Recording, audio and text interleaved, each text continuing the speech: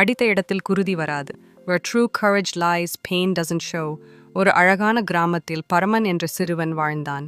அவன் சிறியவனாக இருந்தாலும் உள்ளத்தில் திடமான நம்பிக்கையும் துணிவும் கொண்டவன். எல்லா விஷயங்களிலும் பயமின்றி எதிர்கொள்வதே அவனின் இயல்பு. ஒரு நாள் காலை அருகிலுள்ள காட்டில் இருந்து சிங்கம் வந்துவிட்டதாக வில்லேஜர்ஸ் ஓடியார்கள்.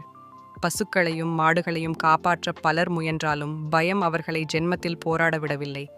அந்த நேரத்தில் பரமன் மட்டும் நிதானமாக நின்றான். பயம் என்னவென்று அறியாத முகம், அசைவு இல்லாத உடம்பு.